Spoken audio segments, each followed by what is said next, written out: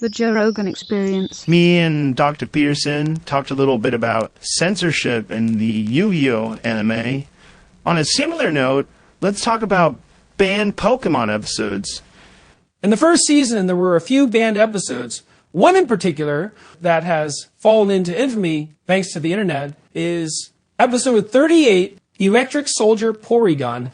Oh wait, holy shit, I know that episode.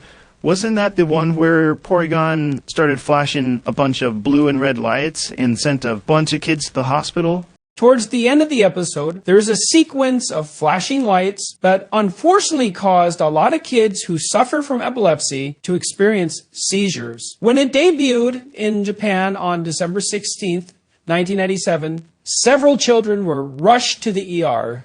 Actually, it wasn't Porygon's fault. Pikachu was the one who caused the red and blue light explosion with his electrical attack.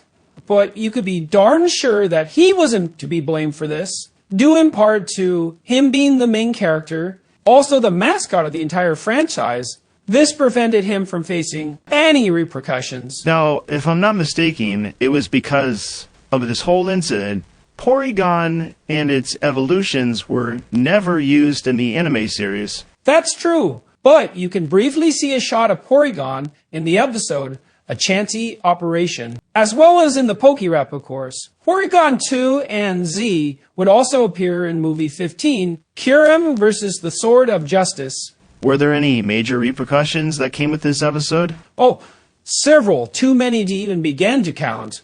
There was repercussions in the canon of the story as well as the real world. For example, the following two episodes were holiday themed. Holiday Hijinks was set to be released on December 23rd, 1997. Of course, that episode would have its own share of controversies due in part to it featuring Jinx, whom many believe is an insensitive racial depiction because of its similarities to blackface.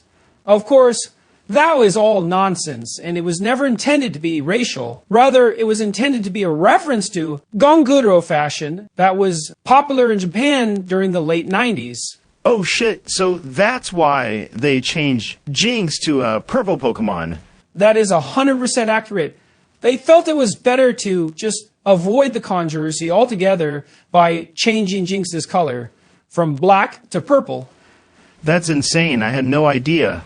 The following episode, episode 40, Snow Way Out, was intended to be released on January 6, 1998, but due in part to the Porygon debacle, these episodes were pushed to October of 1998, when the show was forced to go on hiatus to recuperate from the terrible tragedy. Although it is very strange to have their Christmas-themed episodes take place during Halloween time. Even stranger, Joe, the movie was affected by the Porygon episode too.